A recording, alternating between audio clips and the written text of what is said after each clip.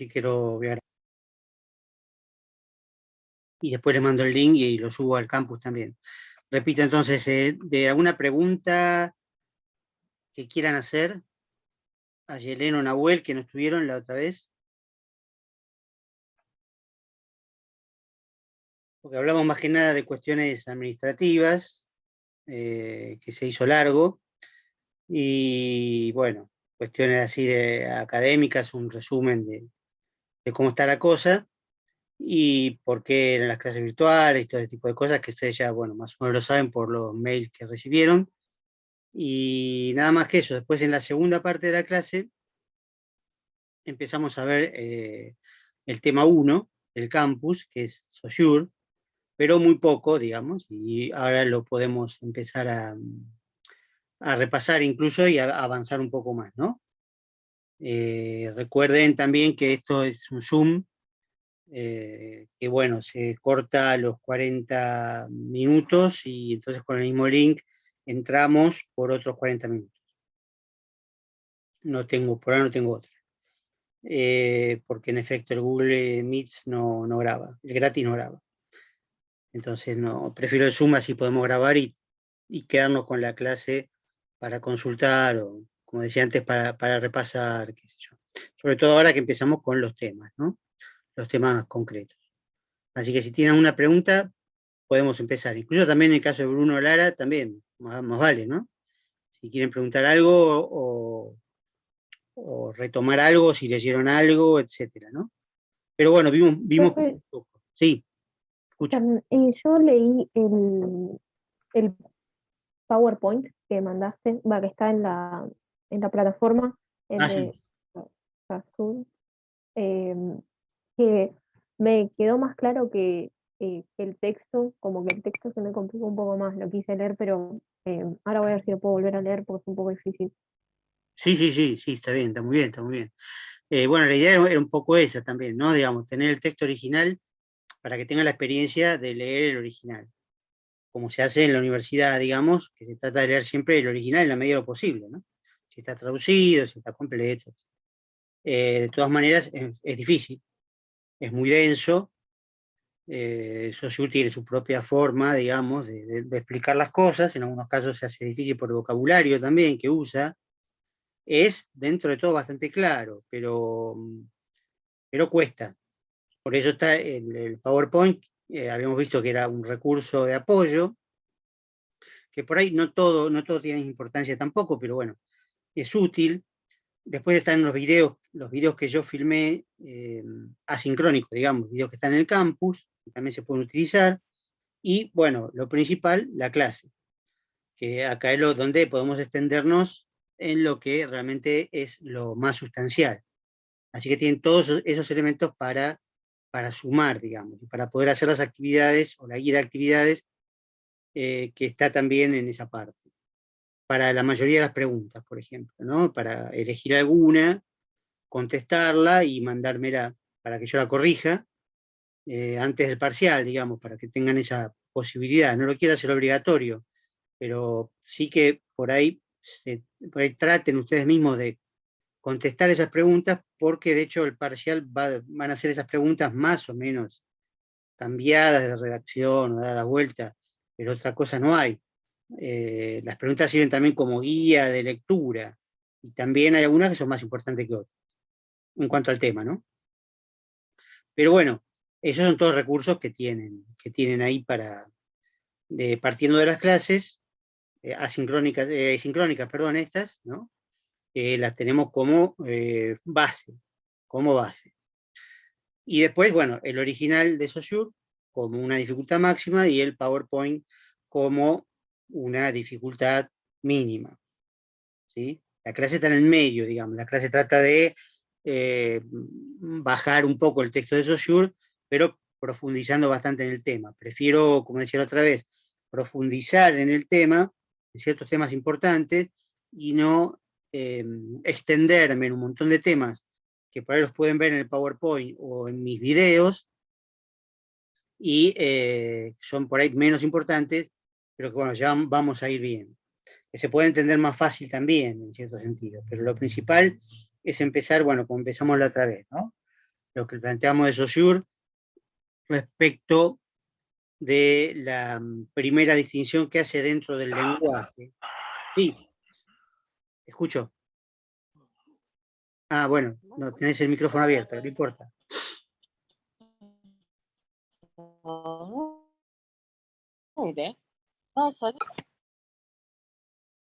Bueno, entonces decíamos, el lenguaje es una realidad demasiado compleja para ser abarcada por la lingüística. Lo que busca Saussure justamente es un objeto que sea propio de la lingüística dentro del lenguaje. Lenguaje como la capacidad de expresión hablada que tenemos solamente los seres humanos, y que puede ser estudiada por muchas ciencias distintas porque son distintos aspectos: psicológico, social, mental, físico, fisiológico, histórico, antropológico. Son como muchos aspectos distintos. Cada uno de esos aspectos puede corresponder a una ciencia distinta, y eso es válido, no está mal, pero lo que quiere encontrar Saussure es efectivamente qué estudia la lingüística, o qué debe estudiar la lingüística realmente, de todo ese conglomerado de cuestiones que hacen al lenguaje y que pertenecen a ámbitos tan distintos, a sectores tan distintos, como ser, digamos, lo social y lo mental, ¿no? Ese era el tema. Y por eso hice el dibujito, que ahora lo tengo, a ver, voy a tratar de compartir para que lo recuerden, aunque solo para verlo, ¿no? Bueno, igual somos 4, con un poco de paciencia. ¿Sí? Ahí deberían estar viendo. ¿Sí? Tarda un poco. La pantalla compartida, donde, bueno, este es más o menos el dibujito que hice la clase pasada, que está grabado, ¿no? El lenguaje se divide en lengua y habla, y quedamos en ver las características de la lengua y las características del habla, es decir, estas dos columnas, ¿no? Que así como la lengua y el habla se contraponen de alguna manera fuerte, digamos, son dos polos de la dicotomía, también se necesitan entre sí, ¿sí? Pero vamos a ver que una es más importante que la otra. En principio, el habla necesita de la lengua para existir. Si no hubiera lengua, no habría habla. Hablamos, como en este caso, que estamos hablando, porque no estoy hablando yo, o ustedes pueden hablar en cualquier momento, hablamos gracias a que aprendimos la lengua. La lengua necesita del habla, en todo caso, para manifestarse, para concretarse, pero no para existir. La lengua ya existe. Puede ser incluso una lengua que nadie habla, como una lengua muerta, ¿no? Como el latín o el sánscrito, etcétera, que son lenguas que no son habladas por sociedades, pero existen igual, porque ha quedado testimonio de ellas, ¿no? Y se pueden estudiar, etcétera. Pero digamos que no hay habla. Sin embargo, la lengua se manifiesta a través del habla, ¿sí? O sea que se necesitan mutuamente. Pero se complementan, ¿no? Se oponen, pero se complementan.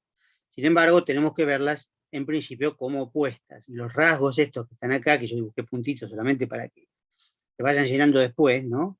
Lo vayan llenando ustedes después, si quieren, digamos, si les sirve de esa manera, porque es una reformulación, digamos, o si lo hace más complicado, más mezclado.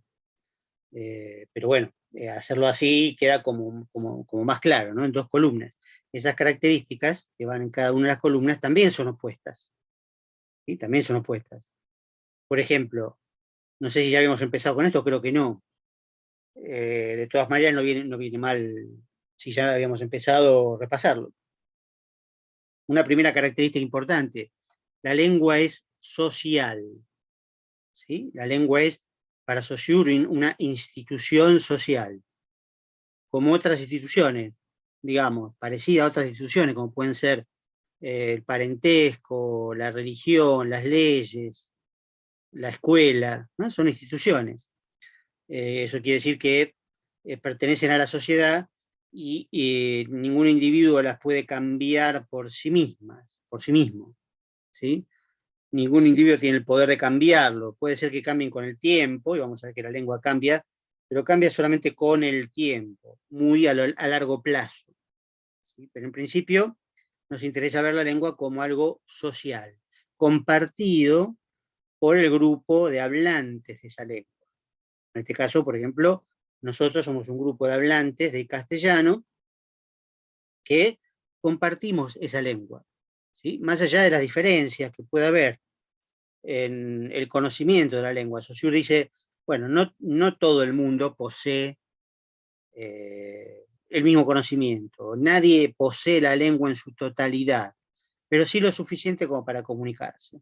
La sumatoria de lo que todos conocemos es la lengua, ¿sí? Después vamos a ver cómo está compuesta la lengua, pero supongamos que fueran palabras, no son palabras, pero puede haber palabras que yo conozco y ustedes no, y ustedes conocen palabras que yo no conozco, pero sumadas dan la lengua, que esas palabras pertenecen a la lengua castellana.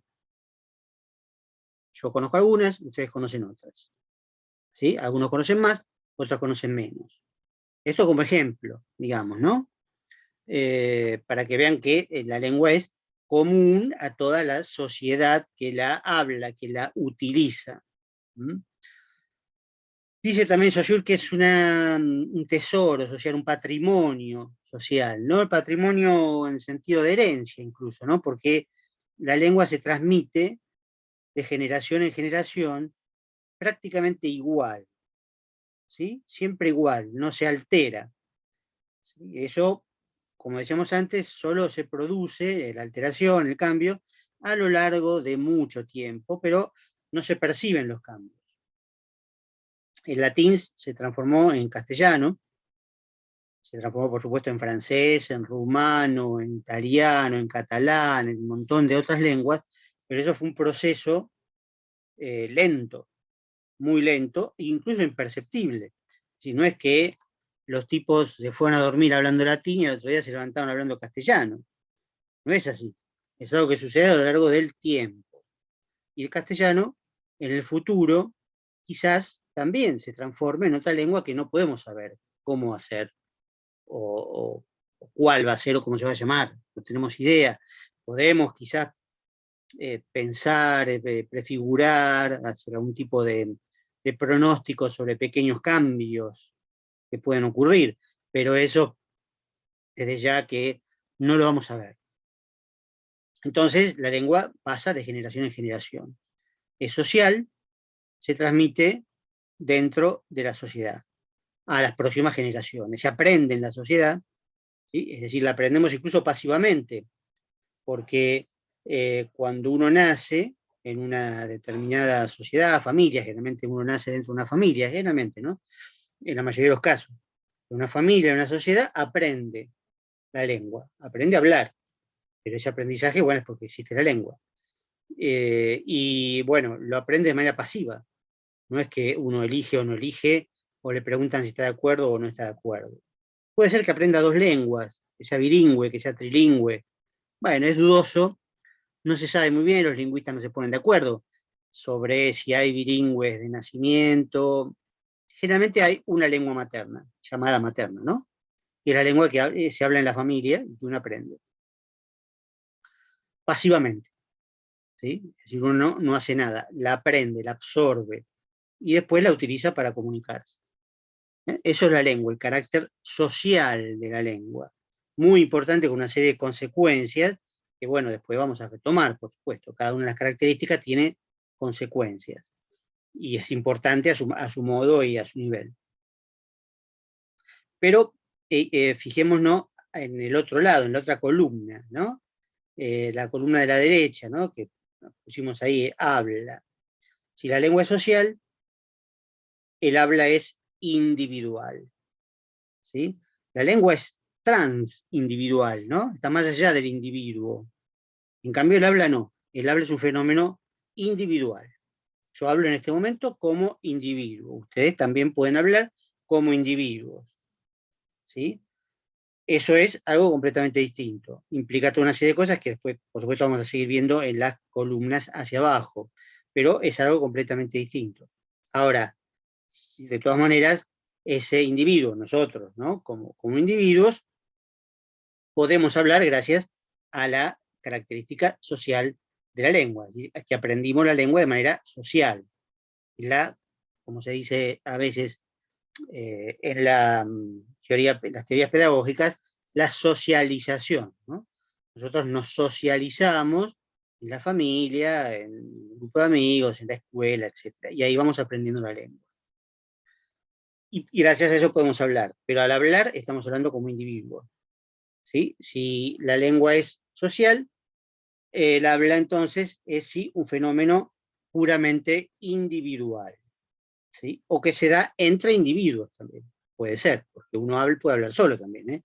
Uno puede hablar solo, en voz alta, o para adentro también se puede hablar, en algunas ocasiones que no es pensar, es hablar para adentro, puede pasar. Pero en realidad acá nos importa el fenómeno en que se exterioriza la lengua y por lo tanto se convierte en habla, ¿sí? ¿Por qué? Por la segunda característica que tienen ambas, ¿no? La lengua sobre todo, que es muy importante también. Segunda característica. Si están haciendo cuadritos, pueden ponerlo ahí, no importa, lo pueden rehacer de nuevo después, ¿no? Porque con mis explicaciones les estoy arruinando el cuadro. Pero quiere decir, la segunda característica, que la lengua es puramente mental, psíquica, dice Saussure, es decir, está en la mente colectiva, dice él, ¿no? Es decir, la mente esta de la sociedad que él habla. Como decíamos recién, la sumatoria de mentes individuales da una especie de mente colectiva, ¿no? Y ahí está la lengua. Esto es muy importante también porque tiene una serie de consecuencias que vamos a ver, pero piensen en una que es importantísima, es que la lengua no se puede ver, no se puede percibir, no se puede exteriorizar por sí misma, porque está en la mente. No podemos ahora extendernos en qué es la mente, porque eso involucra toda una serie de teorías que habría que hacer, y por supuesto ahora están de moda las neurociencias, que estudian el cerebro y la mente, etc. Bueno, se supone que la mente es la función del cerebro, pero eso no dice nada, es muy general. Pero sí nos damos una idea de una función mental, lo que tiene que ver con lo que el cerebro produce antes de cualquier exteriorización concreta, en forma de sonido o lo que sea. En este caso, por supuesto, la lengua es psíquica, mental, es lo mismo, ¿no? Por lo tanto, es imperceptible, ¿sí? Se la conoce indirectamente y se la conoce, como decía antes, ¿no? Como antes había adelantado un poco, gracias al habla. Porque el habla no es mental, no es psíquica. El habla es física, es un fenómeno físico, porque es sonido. Yo estoy produciendo sonidos, es cierto que no estamos cara a cara, sino a través de estos mecanismos, digamos, estas tecnologías, pero de todas maneras el origen es sonido transformado después en una señal que ustedes a su vez reciben también esa señal como sonido. Es decir, siempre hay un medio físico en el medio, como decía otra vez, creo que lo mencioné en algún momento, tiene que haber un medio físico para que el sonido se pueda propagar, ¿sí? Si no, el sonido no existe. Por ejemplo, en el espacio, que no hay aire, que no hay oxígeno, bueno, no hay aire, no se puede transmitir, no se puede hablar en el espacio, no hay sonidos en el espacio. Y bueno, si no tuviéramos esta tecnología en el medio, tampoco. Es decir, que se necesita un soporte físico, porque es un fenómeno físico que además se puede medir, ¿no? El habla se puede medir el volumen, se puede medir el timbre, se puede medir un montón de cosas, ¿no? Con las características que tiene el habla, ¿no? Los decibeles, bueno, todas esas características. Si hablo más fuerte, si hablo más bajo. Todo eso se puede medir con aparatos especiales. También el habla, aparte de física, es fisiológica. Tiene un aspecto fisiológico por lo que sería el aparato de fonación humano, ¿no? Es decir, que son una serie de órganos que actúan simultáneamente para poder hablar. Desde el aire que sale de los pulmones, que atraviesa la laringe y sale a través de la boca. Son órganos no totalmente especializados, no son solamente para hablar, los pulmones sirven primero para respirar, digamos, ¿no? Lo fundamental es respirar, La boca, lo mismo, la boca es para comer, etc. Pero, por ejemplo, las cuerdas vocales solo sirven para hablar, ¿no? Es decir, todo eso son parte del organismo humano, que actúan, digamos, de manera única en las especies, ¿no? Como dijimos al principio. Y la audición en parte también, la audición, por supuesto, lo que ustedes están haciendo en este momento, la audición como fenómeno fisiológico, como serie de aparatos fisiológicos, también pasa lo mismo, digamos, ¿no? También necesita, bueno, la oreja, el oído externo, ¿no? Oído medio, oído interno, el nervio auditivo, etcétera, que implica también un proceso fisiológico. Si yo me callo y ustedes hablan, el que oigo soy yo. Si uno no puede hablar o no puede escuchar, en mi caso que soy sordo, sí, uso audífonos, fíjense que no se podría hablar. Efectivamente, como individuo no podría hablar u oír, ¿sí? Pero la lengua sigue existiendo igual, ¿sí? La lengua sigue existiendo en mi mente o en la mente colectiva, en la mente de ustedes, ¿sí? Así que son cosas completamente distintas. El habla entonces es física, fisiológica y en parte también psíquica, psicológica, para distinguirla, digamos, psicológica, pero ¿en qué aspecto? De la psicología de la conciencia, digamos, o sea, para hablar hay que tener ganas de hablar, poner voluntad de hablar, digamos. Yo quiero hablar, hablo. Si no quiero hablar, no hablo, salvo que me obliguen, digamos, ¿no? Pero es un fenómeno psicológico. Incluso la audición también tiene algo de psicológico, porque cuando oigo yo presto atención, ¿no? Y si no presto atención, me voy, me desconcentro, no escucho nada. O escucho sonido, pero no entiendo. ¿Sí? La atención es un fenómeno también psicológico, pero individual. No afecta a la lengua. Es cuestión del habla. ¿Sí? Así que el habla también tiene elementos psicológicos, pero no como la lengua, que es puramente mental. El habla es básicamente un fenómeno físico que es el sonido, que son las palabras. Ahí sí, digamos, podemos empezar a distinguir un poquito. Después vamos a ver la distinción fundamental que nos importa, que es la distinción entre signo y palabra, pero en este caso podemos hablar de palabra. La palabra es efectivamente sonido, ¿sí? Sonido que se puede, como decía recién, transmitir, se puede grabar también, como estamos grabando acá en este caso, ¿no? El sonido se puede grabar. Yo les puedo mandar solamente el sonido, incluso gracias al Zoom, en lugar de mandarle esta imagen, les podría mandar solamente la clase en forma de sonido, porque el Zoom graba aparte el sonido, ¿no? Y eso se puede mandar. Así como se puede grabar, esa grabación se puede destruir, se puede borrar por sus características materiales, ¿no? Y todo eso no afecta al hecho de la lengua. La lengua sigue existiendo en la mente colectiva, ¿sí? Y parte en la mente individual, ¿no? Hay una mente colectiva donde está la lengua, pero que es una especie de abstracción, aunque en realidad Saussure se niega a hablar de abstracción. Pero hay una cierta abstracción en eso, porque obviamente la mente colectiva no está en ningún lugar. Tampoco sabemos dónde está la mente individual, pero bueno, supongamos que la mente individual es más imaginable, ¿no? Uno siente o piensa, digamos, que tiene una mente. Y en esa mente hay parte de la lengua, no toda, como decíamos antes. Nadie conoce toda la lengua, nadie posee toda la lengua, ¿m? Pero existe de esa manera también, ¿sí? Esa existencia psíquica, mental de la lengua es fundamental, porque es invisible, es imperceptible. No se puede agarrar un cerebro, cortarlo por la mitad y ver la lengua. No. En todo caso se verá el centro del lenguaje, etcétera, que puede ser afectado en determinadas enfermedades, etcétera. Pero eso es otra cosa completamente distinta. Eso es individual también. Si es individual, el cerebro es individual. Bueno, esa son la segunda característica, ¿no?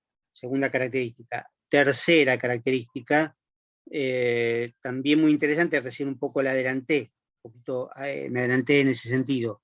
La lengua es estable, invariable,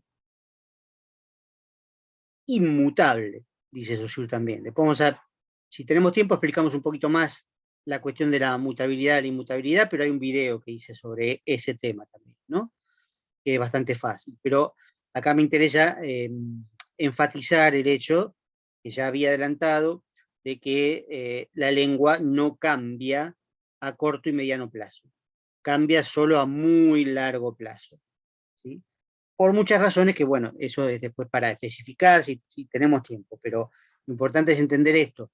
Como yo le decía antes, el castellano existe desde hace varios siglos y existirá seguramente muchos siglos más, ¿no? Si es que, digamos, el mundo existe, probablemente no, porque bueno, con el cambio climático ya, digamos, no queda mucho más de 20 o 30 años. Yo no lo voy a ver, pero el mundo va a seguir existiendo, lo que no van a seguir existiendo son las personas. El mundo sí va a seguir existiendo, ¿no? Como creen muy bien los pueblos originarios, el mundo va a seguir siendo mundo. Lo que no va a estar es la humanidad, ¿no? Pero bueno, aparte de eso, olvidémonos, pongamos que no hay cambio climático, sigue habiendo humanidad dentro de muchos siglos, el castellano será otro idioma, pero no podemos adelantarnos a cómo va a ser. Uno podría pensar, digo, que quizás nosotros, pero no todos hablantes de castellano, ¿no? Pero nosotros tenemos una cierta tendencia a tragarnos las eses, ¿no? Las eses, decimos las eses, nos tragamos las eses. Es normal entre nosotros, ¿no? Pero si vamos a trabajar a Miami, como los locutores que van a trabajar a Miami los obligan a vocalizar bien, ¿no? Las eses, por eso suenan, ¿no? Como latinos, dicen latinos, pero bueno, suenan porque pronuncian mejor las eses, pero nosotros los argentinos no tanto. Eso por ahí en el futuro, quién sabe cómo va a quedar, ¿no? Por ahí se caen esas eses y desaparecen.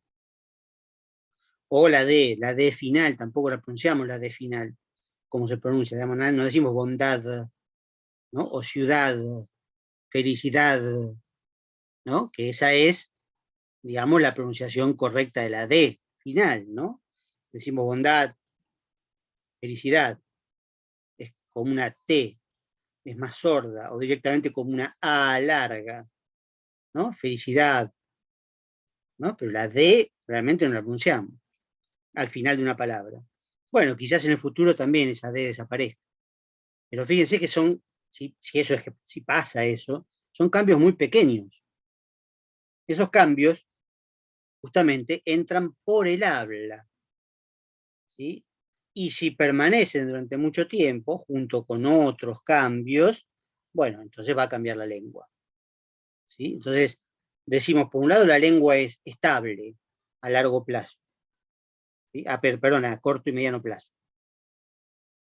Y después va a ser mutable, pero sí a muy largo plazo. En cambio, el habla cambia más rápido. El habla cambia más rápido, porque se incorporan palabras, porque pasa esta cuestión de que se pronuncian distinto algunas palabras, se contraen una palabra con otra, etc. Pero estos cambios tienen una vigencia que a lo mejor de repente desaparecen, se ponen de moda y desaparecen. O no, o por ahí se estabilizan y al estabilizarse se incorporan a la lengua. Pero tienen que pasar mucho tiempo. Y si estos cambios se multiplicaran, bueno, entonces ya ahí se cambiaría toda la lengua. Pero piensen que tiene que cambiar todo, tiene que cambiar el plural, el singular, las conjugaciones de los verbos, la finalización de los adjetivos. Se tiene que cambiar todo para que cambie una lengua. Si no, sigue siendo la misma, con pequeños cambios. Agregar palabras, se pueden agregar. Se pueden inventar palabras. Que otro las use es más difícil. Pero cualquiera puede inventar palabras. Un poeta puede inventar palabras. Un chico puede inventar palabras. Pero por ahí nadie las usa. Y aunque se usen, por ahí se usan un tiempo y se dejan de usar. Y si no, se incorporan. Pero es una palabra. O dos, o tres, o 100, o 200. No es eso la lengua. La lengua es todo un conjunto que ahora vamos a ver mucho más complejo. ¿Sí? Mucho más complejo. Vamos a ver también algunos ejemplos de cambios donde en realidad lo que cambia es mínimo, porque la lengua no son palabras sueltas que se pueden agregar y entonces cambia todo, no, cambia esa palabra y chao, o se incorporan palabras de otros idiomas, por ejemplo, ¿no? Mal pronunciadas, ajenamente, después quizás se castellanizan, ¿no? Uno dice mouse, bueno, en la computación, por ejemplo, hay un montón de palabras que vienen de otros idiomas. Disquete venía del francés, ahora ya no se usa disquete, por supuesto. Mouse viene del inglés, bueno, muchas que se usan. Pero bueno, se incorporan al uso cotidiano, no hay problema.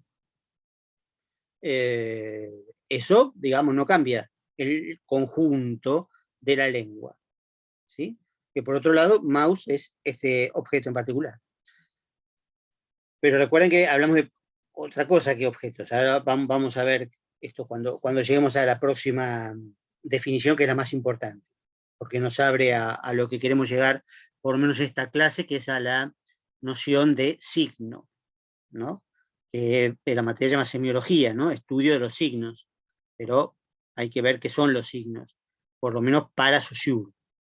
Tampoco es que vamos a ver otras definiciones. Vamos a ver en este caso solamente de Saussure, como una definición fuerte de signo que estamos tratando de construir y estamos tratando de reconstruir también los argumentos que tiene Saussure para llegar a eso, que son estas características de la lengua y del habla. Entonces, decíamos tercera característica, la lengua es estable, el habla es más inestable. También como estabilidad o como invariabilidad se puede interpretar algo que ya venía de alguna manera implícito en lo social, ¿no? En la primera característica, que es el hecho de que todos pronunciamos de la misma manera, es decir, la lengua es estable entre todos los hablantes, o relativamente estable. Quiero decir, no es que pronunciamos de la misma manera, pero nos entendemos igual, aunque pronunciamos de manera distinta. Fíjense que si pronunciamos la palabra perro, y elijo a propósito una, digamos que la R, ¿no? La R muchas veces se pronuncia distinto según el acento o la tonada, ¿no? O del lugar de donde uno proviene, puede pronunciar la R de manera distinta, o incluso hay problemas foniátricos con la R, es muy común, ¿no? Que se arreglan, se pueden arreglar, se pueden superar, ¿no?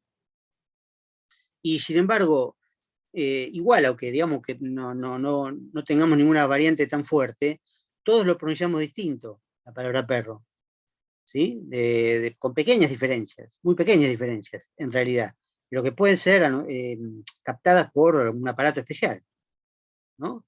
Un espectrógrafo o como se llame, que capta la pronunciación de la palabra perro en cada uno de nosotros y se ve que es ligeramente distinta la pronunciación, pero eso es habla, es sonido concreto. Yo dije de entrada, es la misma palabra. ¿Por qué es la misma palabra? Porque pertenece a la lengua. La lengua estabiliza. La lengua es lo común entre todas esas pronunciaciones. La lengua establece cuando la palabra perro es la palabra perro, ¿sí? Y no, por ejemplo, pero, que es otra palabra, o berro, que es otra palabra, ¿sí? Ahí ya es distinto. Si yo quiero pronunciar perro como pero, bueno, estoy diciendo otra palabra. Ya no es un problema de pronunciación, sino es un problema distinto a nivel de lengua, no de habla. Entonces quiero decir con esto simplemente que la lengua también es estable o invariable en su esencia de individuo a individuo. Todos los individuos la compartimos. Podemos, como decía antes, ignorar ciertas palabras, ignorar ciertas... Ahora vamos a ver cómo no se trata de palabras sino de otra cosa, sino de signos. Bueno, podemos desconocer ciertos signos, yo, ustedes o cada uno de ustedes, pero eso no implica que no existan. Existen, están en la lengua y podemos aprenderlos. Yo los puedo enseñar, usted me puede enseñar a mí. Podemos aprenderlos en la medida que todos ya hablamos castellano y no nos cuesta nada ampliar nuestro rango de acción en cuanto a vocabulario, o sintaxis o cualquier otro elemento. O pronunciación más correcta a veces, en algunos casos también podría pasar, ¿sí? Pero siempre lo estable pertenece a la lengua. Lo inestable o variable pertenece al habla. esas diferencias individuales de la pronunciación de la palabra perro pertenecen al habla. Bueno, la última característica es la que más nos interesa porque nos conduce a la idea de signo, pero en realidad todas estas características son importantes y confluyen en la última, en el sentido de que Saussure dice, ya se está por terminar, si se corta, recuerden que empezamos de vuelta, faltan 2 minutos. Se puede cortar en cualquier momento, pero bueno, no importa, lo repito después. La lengua, dice Saussure, es sistemática. La lengua es un sistema. Sistema, ¿qué idea, les pregunto, ya para romper un poquito la monotonía, qué idea, si se animan a decir que es un sistema cualquiera, no la lengua, porque por ahí lo leyeron, sino cualquier sistema, en cualquier contexto, digamos? ¿Qué hay en un sistema? ¿Cómo es un sistema? Después lo aplicamos a la lengua, pero en un sistema en general, ¿qué características se les ocurre así por conocimiento cotidiano o intuitivo? Anímense, total, esto no tiene. Lo vemos nosotros nomás.